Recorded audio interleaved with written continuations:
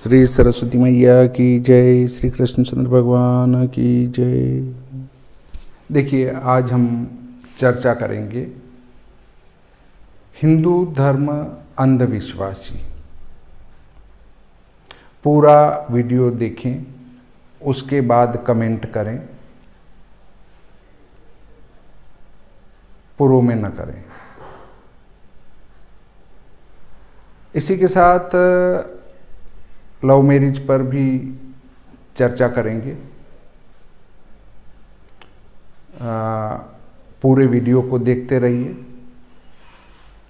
देखिए, वे जो लोग बड़े जोर शोर से कहते हैं हिंदू धर्म अंधविश्वासी हैं, हाँ, मैं मानता हूं, परंतु आप मेरी बातों को सुनने के बाद ये निर्णय दें कि क्या इसमें अंधविश्वास हैं।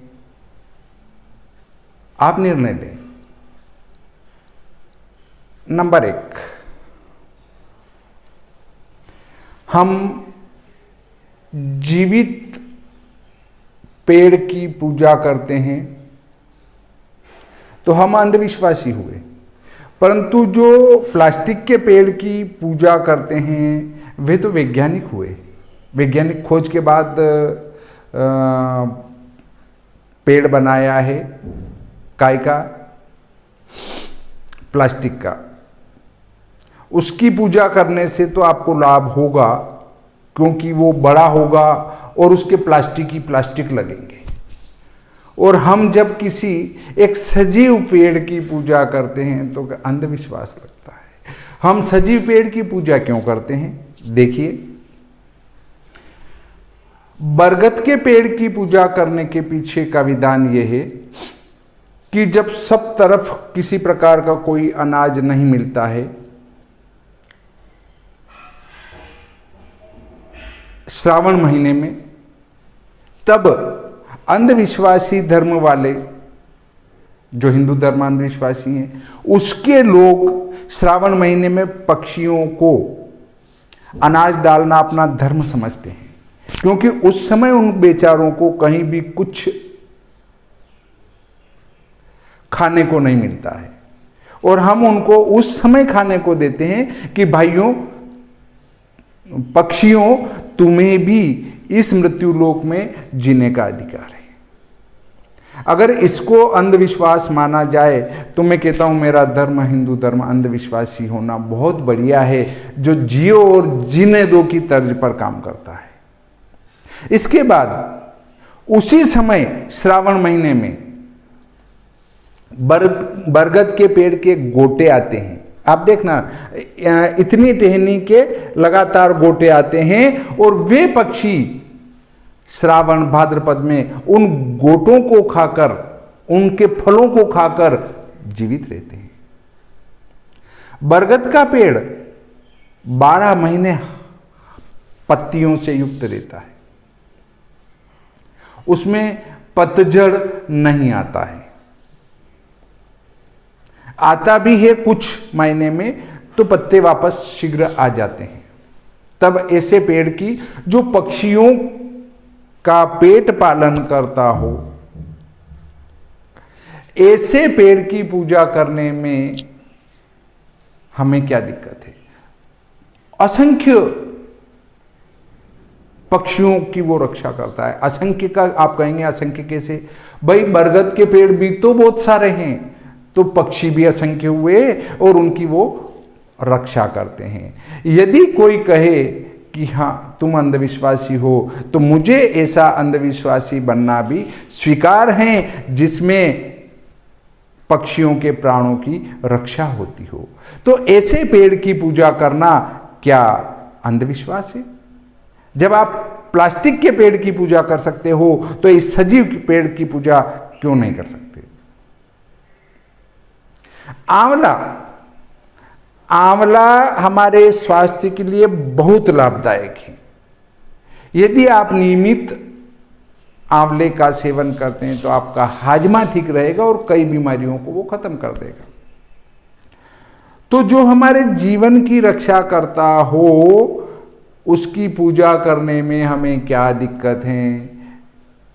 प्लास्टिक के पेड़ से तो हमारे जीवन रक्षक पेड़ की पूजा करना ज्यादा उपयुक्त है। क्या इसको अंधविश्वास कहेंगे? अगले नंबर पर आता है पीपल का पेड़। जितने पेड़ हैं उनमें से सिर्फ और सिर्फ एक पेड़ ही ऐसा है जो 24 घंटे ऑक्सीजन देता है। बाकी सारे पेड़ रात्रि में ऑक्सीजन लेते हैं और कार्बन डाइऑक्साइड छोड़ते हैं, जो हमारे लिए हानिकारक है। और पीपल यदि 24 घंटे ऑक्सीजन दे रहा है आपको, तो वो तो आपका जीवन का रक्षक हुआ। इसलिए हम उन पेड़ों की पूजा करते हैं, पीपल के पेड़ों की, क्योंकि वो हमारे लिए जीवनदायिनी ऑक्सीजन निःशुल्क देता है। अभी कोरोना जी ने यह बता दिया कि आपके लिए एक सिलेंडर कितना महंगा पड़ा और मिला भी नहीं, मारामारी चली। ठीक, तो इसलिए हमें उसकी पूजा करना चाहिए। इन 3 पेड़ों की पूजा हमें करना चाहिए, और हम पूजा करेंगे तो लोग इनको काटेंगे नहीं। और जब लोग इनको नहीं काटेंगे तो ये पर्याप्त मात्रा में होंगे, हमें पर्याप्त मात्रा में छाया, ऑक्सीजन और स्वास्थ्यवर्धक दवाई मिलती रहेगी, और पक्षियों का पालन भी होता रहेगा। और जब बरगद अधिक होंगे और पक्षियों का पालन होगा तो वो हमारी फसलों को नुकसान कम से कम पहुंचाएंगे, क्योंकि उनको छाया के साथ खाने का भी मिल रहा है। जब हम अंधविश्वासी थे तब गौ माता का वध नहीं किया जाता था। जिसका हम दूध पीते हैं उसी का वध कर देना अपनी माता को मारने के बराबर है। हम भैंस को माता नहीं कहते हैं, क्योंकि भैंस का दूध पुष्टिवर्धक नहीं है। भैंस का दूध पीने से एक तो श्वास की शिकायत होती है, और दूसरा व्यक्ति आलसी बन जाता है। भैंस कीचड़ में पड़ी रहती है, गौ माता कीचड़ से बच के चलती है। गौ माता का दूध स्वास्थ्यवर्धक है। गौ माता का दूध पीने से बीमारियां ठीक होती हैं, इसलिए हमने उनको मां कहा। गौ माता जब आवाज देती है तो मां कहती है, और जब भैंस आवाज देती है तो ही करती है, वो देख लेना आप। इसलिए भैंस को हमने माता नहीं कहा, गौ को हमने माता कहा, और ऐसी माता को हम पहले रक्षा करते थे। एक समय था जब हमने देखा है कि बैल मर जाता था तो लोग उनको साफा बांधकर और विदा करते थे घर के लोग। गौ माता मर जाती तो लाल कपड़ा उनको बांधकर विदा करते थे वृद्ध होने के बाद। आजकल हम इतने स्वार्थी होते जा रहे हैं कि बैल जहां तक खेती में चला वहां तक ठीक, उसका चलना बंद और कटने में दे देते। मैं नहीं कह रहा हूं, कटने में दे देते। ये पशुओं को काटने के बड़े बड़े कारखाने चल रहे हैं। इसका अर्थ है कि उनको मारा ही जाता है। गौ माता का दूध देना बंद और उनको बेच दिया जाता है, फिर वो कटने में ही जाते हैं। तो देखिए, जिनका हमने मधुर दूध का पान किया, उनसे जब हमारी स्वार्थ पूर्ति हो गई तब हमने उनको कटने में दे दिया। अरे आपकी मां का दूध आपने पान किया है और जब वो उनको जरूरत लगी आपकी तब आपने उनको कटने में दे दिया। ये स्थिति है। जब हम अंधविश्वासी थे तब हम अपने माता पिता को पास में रखा करते थे, माता पिता की सेवा करते थे। भारत में प्रतिदिन मदर्स डे होता था, प्रतिदिन फादर्स डे होता था। परंतु जब हम पढ़े लिखे हो गए, आधुनिक हो गए और वैज्ञानिक हो गए, तब हम अपने माता पिता से दूर रहने लगे। और तब हमारे माता पिता भी क्या कहते हैं, हमारे बच्चे खुश तो हम खुश। अरे वो 12-12 घंटे काम कर रहे हैं मशीन की तरह और पैसे कमा रहे हैं। 12-12 घंटे लगातार बैठकर काम करने के बाद अगर वो 1 लाख रुपए भी महीने का कमा ले, 2 लाख भी कमा ले, तो उसकी जिंदगी तो कुछ नहीं रही। बहू भी कमा रही है, बेटा भी कमा रहे हैं और हम यहाँ खुश हैं, पड़े हैं। और जब माँ बाप की मृत्यु हो गई और वो अमेरिका बैठा है या जापान बैठा है या ऑस्ट्रेलिया बैठा है, तो कंपनी को अपने काम से मतलब है। आपके माँ मर रही है, बाप मर रहा है, उनको कोई लेना देना नहीं। तब आप वहाँ से मजबूरन कहते हैं कि ऐसा करना, मेरे पिताजी या मेरे माताजी का दाह संस्कार करके मुझे ऑनलाइन बता देना। जिस माँ बाप ने आपको 5 वर्ष तक, कम से कम 5 वर्ष तो आप आश्रित रहते हैं, उठाकर आपने गिला भी किया तो उनने आपकी सफाई करी, जो भी किया उनने सफाई करके आपको स्वच्छ रखा, और जब उनको जरूरत लगी तो आप उनके अंतिम संस्कार में भी नहीं जा सके। तो मुझे तो ये लगता है कि मेरा अंधविश्वासी धर्म बहुत बढ़िया था, जिसमें अपने माता पिता को साथ में रखकर उनकी सेवा की जाती थी, और जब उनको जरूरत लगती तो बेटा उनके पास होता, और उनको अंतिम लकड़ी देना अपना फर्ज समझता था कि मैं अपने पिताजी या माताजी को अंतिम लकड़ी तो कम से कम दे दूं, अंतिम कंधा तो कम से कम दे दूं, परंतु वो भी आज नसीब नहीं है। तो बोलिए, मेरा अंधविश्वासी हिंदू धर्म अच्छा है कि आपका वैज्ञानिक धर्म अच्छा है? जब हम अंधविश्वासी थे तब जो पूरा दिन चला करते थे पशु नहीं कह सकते हैं, बैल पूरे दिन आपके खेतों की जुताई करते, तो उनके लिए भी अवकाश घोषित होता था। वो अवकाश मौन अवकाश था, अर्थात एकादशी, अमावस्या और पूर्णिमा। कितना ही जरूरी काम हो, एकादशी को बैलों की छुट्टी रहेगी, अमावस्या हो बैलों की छुट्टी रहेगी, पूर्णिमा हो बैलों की छुट्टी रहेगी। परंतु आज जब हम वैज्ञानिक हुए तो उन बैलों को, बेचारों को 12 महीने 24 घंटे जो है काम लिया जाता है, जब जरूरत लगे तब काम लिया जाता है। तो बोलिए, क्या मेरा अंधविश्वासी धर्म अच्छा था या आपका वैज्ञानिक धर्म अच्छा है? मुझे तो वो अंधविश्वासी धर्म ज्यादा अच्छा लगता है जिसमें प्रत्येक प्राणी के प्रति दया बताई गई है। वसुधैव कुटुंबकम, अर्थात पृथ्वी पर जो भी है वो सब हमारा परिवार है। पशु पक्षी सब हमारे ऊपर आश्रित हैं, उनकी दया करना भी हमारा धर्म है।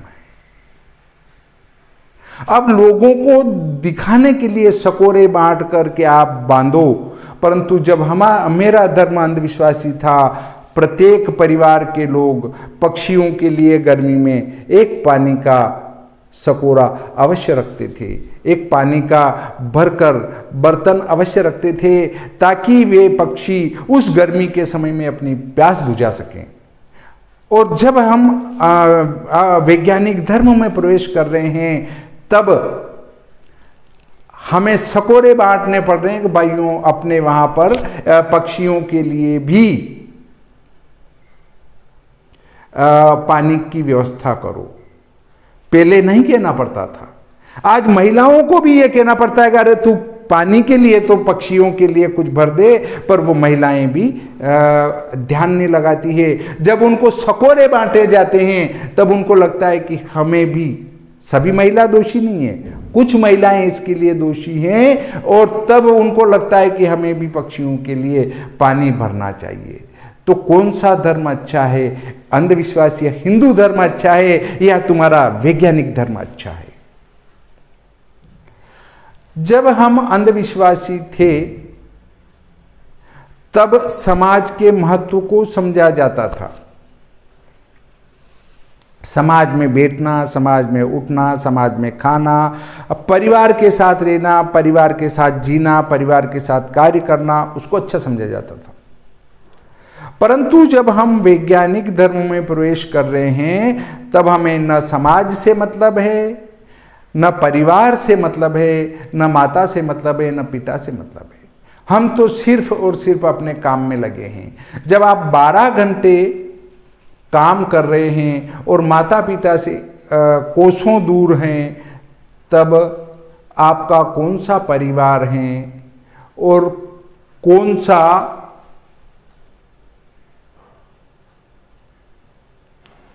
समाज है। देखो, अगर आप आधुनिक बात पर विचार करें तो अमिताभ बच्चन जी की एक फिल्म थी, उसमें अमिताभ बच्चन जी ने कुछ कार्य करके बड़ी बिल्डिंग बना ली और उनका भाई जो है वो पुलिस अफसर था, और जब अमिताभ बच्चन जी कहते हैं देख तू पुलिस अधिकारी होके भी तूने क्या कर लिया और मेरे पास कितना है, देख मेरी बिल्डिंग है देख, तब वो कहता है उनका भाई कि मेरे पास मां है, तेरे पास मां नहीं है। अब चलते हम कि हम जब समाज में रहते थे, समाज के महत्व को समझते थे और हम समाज की कुछ व्यवस्था को अंधविश्वास के उनको मिटाते जा रहे हैं, जैसे मौसर को खत्म कर रहे हैं, कुछ चीजों को खत्म करते जा रहे हैं, तो समाज में बच्चे नहीं बैठेंगे तो समाज के महत्व को समझेंगे ही नहीं, न वो समाज के महत्व को समझेंगे, और फिर जब वो दूसरे ओर भग के जाएंगे तब आपको लगेगा यार मेरा बच्चा भग गया। वो निश्चित भगेगा, क्योंकि आपने उसको सामाजिक ज्ञान तो दिया ही नहीं, या बच्ची भग गई तो उसको सामाजिक ज्ञान दिया ही नहीं। हमने शुरू से अंग्रेजी पढ़ाया, अंग्रेजी बोलाया, अरे उसको हिंदी पढ़ाते, हिंदी का ज्ञान देते, अपने परिवार के संस्कार देते, वो कभी नहीं भगती।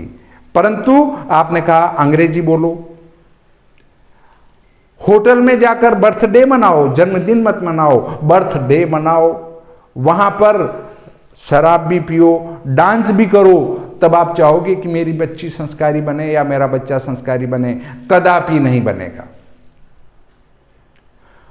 जब हम अंधविश्वासी थे तब बहादुरों को हमारी मां बहनें जन्म देती थी। जब हम बच्चों को सुनाया करते थे कहानी कि ऐसे महाराणा प्रताप हुए हैं, ऐसे विक्रमादित्य जी हुए हैं, ऐसे हरिश्चंद्र जी हुए हैं, तो वे धर्म कर्म पर रहा करते थे। आज हमारे बच्चे उठकर फिल्म देखते हैं तो फिल्म की स्टोरी क्या होती है? एक अन्य समाज का लड़का है, एक अन्य समाज की लड़की है, और वे दोनों कहीं मिलते हैं, प्यार हो जाता है। एक की माँ तैयार नहीं होती है, एक के पिताजी तैयार नहीं होते हैं, उनको फिर वो जबरदस्ती मना भी लेते हैं और शादी कर लेते हैं और पिक्चर समाप्त हो जाती है। देखना आप, हर पिक्चर में एक लड़का एक लड़की होगी और वे शादी कर लेंगे जबरदस्ती के, कहीं मिले, प्यार हो गया और शादी कर ली। जब हमारी बच्चे शुरू से यही देखेंगे तो वे शुरू से ही प्यार मोहब्बत की तरफ बढ़ेंगे, वो पढ़ाई की तरफ नहीं बढ़ेंगे। पर जब हम वो अंधविश्वासी थे, तब जब राजा हरिश्चंद्र की बात सुनाई जाती थी, जब महाराज विक्रमादित्य की बात सुनाई जाती थी, जब महाराणा प्रताप जी की बात सुनाई जाती थी, तो वे वैसे बहादुर होते थे और अपने धर्म की रक्षा के लिए वचनबद्ध होते थे। देखिए, उसके बाद एक अगली बात पर आते हैं कि जब हमें ये लगता था कि हमारा भाई हमारा साथ देगा, भाई मतलब धर्म का भाई, तब महिलाएं राखी बांधकर अपना धर्म भाई बनाया करती थी अपने ससुराल में। परंतु अब महिलाओं का विश्वास वैज्ञानिक युग में उठ गया है। जब हम अंधविश्वासी थे तो हमारा भाई पर भी विश्वास था और भाई भी साथ देता था। भाई कहता था मेरी राखी बंधन बहन है और मैं इसकी रक्षा करूंगा। परंतु अब महिलाओं का विश्वास उनसे उठ रहा है कि मेरा रक्षाबंधन वाला भाई साथ शायद नहीं देगा, तो वो पिक्चर देखकर अपने प्यार को बढ़ाती है अपने पति के अलावा। कुछ महिलाएं 10%, 5 या 10% महिलाएं अपने पति के अलावा भी अन्य पुरुष से संबंध रखती है ताकि समस्या आने पर वो उसका साथ देते। आज समाज की ये स्थिति बन रही है जब हम वैज्ञानिक बन रहे हैं। जब अंधविश्वासी थे तो हमें भाई पर विश्वास होता था, वो भी धर्म के भाई पर अब हम वैज्ञानिक हो रहे हैं तो हमारा धर्म के भाई से विश्वास उठता जा रहा है। जब हम अंधविश्वासी थे तो हमारे पड़ोस में रहने वाले सभी को हम किसी को पिताजी तुल्य मानते थे, किसी को भाई के तुल्य मानते थे, किसी को भाभी के तुल्य मानते थे, किसी को बहन के तुल्य मानते थे। परंतु आज जब हम वैज्ञानिक बनते जा रहे हैं, पढ़े लिखे होते जा रहे हैं, और जब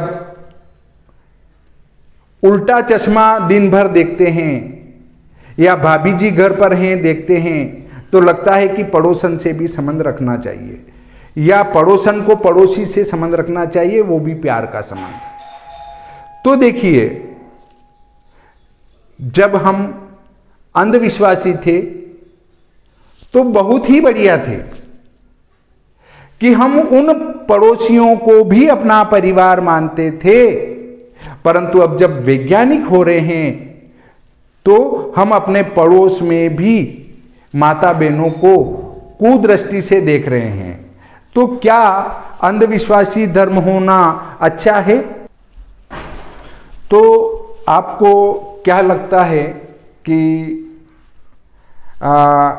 जब हम उल्टा चश्मा देखेंगे, हमारे बच्चे उल्टा चश्मा देखेंगे और भाभी जी घर पर हैं वो देखेंगे, ऐसे ऐसे नाटक देखेंगे, तो क्या हम पिक्चरों को देखकर भी इस प्रकार के बनते जा रहे हैं? तो देखिए, जब हम अंधविश्वासी थे तो कितने बढ़िया थे, अपने पड़ोस में, अपने इधर उधर सब तरफ माता बहनों की दृष्टि से हम देखा करते थे। अब अगली बात पर जब आते हैं हम कि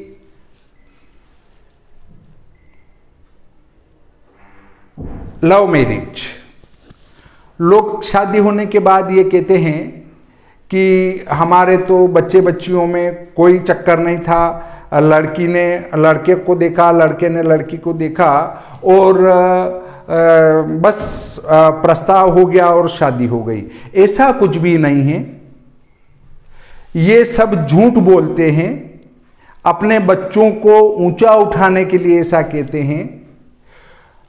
एक छोटा सा पौधा लगाया और एक ही साल में वो बड़ा दरख्त बन जाए, बड़ा भारी पेड़ बन जाए, ये जरूर ये आपकी बात हजम होती है? नहीं होती है। पहले हाई हेलो करते हैं, फिर जाकर गोपनीय तरीके से एक तरफ जाके मिलते हैं, बहुत बार अलग अलग घूमने जाते हैं, तब जाकर उनका वो छोटा सा पौधा बढ़ते बढ़ते बड़ा पेड़ बनता है। तो वे जो ये कहते हैं कि हमारे बच्चों के बीच में तो कुछ नहीं था, केवल उनकी वो हरकतें ढकने के लिए कहते हैं। हाँ, परंतु 5-10% ऐसा भी है कि भाई कोई समान कार्य वाला मिला और प्रस्ताव रख दिया और शादी हो गई, ऐसा भी हो जाता है। परंतु वे सब कुछ समय तक, अब माता पिता तो व्यवसाय में साथ रहते नहीं हैं, परंतु सबके साथ ऐसा होता नहीं। बहुत सारी लड़कियां और बहुत सारे लड़के इतने ईमानदार और नेक होते हैं कि अपने कार्य से कार्य करके और अपने समाज, अपने माता पिता का सम्मान रखने के लिए अपने समाज में ही विवाह करते हैं। परंतु वे जो कुछ हैं, जो करते हैं, वे बहुत समय तक उनको लुका छिपी करनी पड़ती है, हाय हेलो करना पड़ता है, रात रात भर बातें करनी पड़ती है, मैसेज करने पड़ते हैं, प्यार भरी बातें करनी पड़ती है, तब लव मैरिज होती है। बाकी लव मैरिज नहीं होती है। तो देखिए, जब हम अंधविश्वासी थे तब हमें अपने धर्म पर विश्वास था, अपने समाज पर गर्व था। अमेरिका के एक शोध पत्र निकला है, वहां के वैज्ञानिकों ने यह सिद्ध करके बताया है कि भारत की जो समाज व्यवस्था है वो एक आदर्श समाज व्यवस्था है। वहां के समाज में आपस में समाज में ही शादी करने पर बहुत सारी बीमारियां अपने आप दबी रह जाती हैं और समाज से बाहर अंतरजातीय विवाह करने पर वे बीमारियां उत्पन्न होकर प्रकट होती हैं और परेशान करती हैं। प्राचीन समय में इसीलिए भारत में कोई बड़ी बीमारी नहीं हुआ करती थी, परंतु जब जब हम वैज्ञानिक धर्म में जा रहे हैं और अंतरजातीय विवाह कर रहे हैं, लव मैरिज को बढ़ावा दे रहे हैं, तब से ये बीमारियां उठकर नई नई सामने आ रही है। एक छोटी सी देसी दवाई दे देने पर बुखार उतर जाया करते थे और आज हम कई समय तक गोली दवाई लेते हैं, तब बुखार ठीक होता है और बिस्तर पर पड़े रहते हैं। तो आप समझ चुके होंगे कि लव मैरिज ऐसे ही नहीं हुआ करती है। पहले हाई हेलो होता है, फिर बातचीत बढ़ते बढ़ते आगे बढ़ती, फिर साथ में घूमना पड़ता है, फिर एक तरफ जाके चर्चाएं होती है, फिर गाड़ी लेकर दूरस्थ सिटी से नगर से बाहर जाते हैं, वहाँ पर आपस में बातें होती है। बहुत कुछ होने के बाद में फिर लव मैरिज तक जाते हैं। तो जब कोई लव मैरिज हो तो आप ये ना समझे कि भाई डायरेक्ट हो गई है, हाँ, परंतु सबको दोष न दें। डायरेक्ट बात हुई और शादी का प्रस्ताव भी हो जाता है, इसलिए सभी को एक ही तराजू में न तोलते हुए और अंधविश्वासी धर्म पर विश्वास करें, जिसको मैं तो वैज्ञानिक मानता हूं। मेरा हिंदू धर्म वैज्ञानिक है और सारी बातें वैज्ञानिक तरीके से बताई गई है। आप अपने हिंदू धर्म के अनुसार कार्य करें, अपने राखी बंधन भाई को बनाएं, न कि प्रेमी को बनाएं, और आप भी राखी बंधन बहन को बनाएं, न कि प्रेमिका को बनाएं। क्योंकि राखी बंधन भाई से यदि आपका आदर्श प्रेम है तो वो आपके लिए हर समय खड़ा रहेगा, और यदि आप बहन को बहन की दृष्टि से देख रहे हैं तो वो भी आपके साथ हर समय खड़ी रहेगी। पड़ोस में महिलाओं को भाभी, बहन, माता और छोटी बच्ची की दृष्टि से देखोगे, वे आपका सहयोग निश्चित करेंगे, विश्वास रखें। और महिला भी पड़ोस के व्यक्ति को भाई, पिता तुल्य, चाचा तुल्य, बड़े ताऊजी तुल्य देखें तो वे अवश्य ही साथ देंगे। वैज्ञानिक धर्म के अनुसार आपको गलत संबंध रखने की कतई आवश्यकता नहीं है। तो इस प्रकार आज का ये प्रकरण यहीं समाप्त होता है। श्री सरस्वती मैया की जय, श्री कृष्णचंद्र भगवान की जय।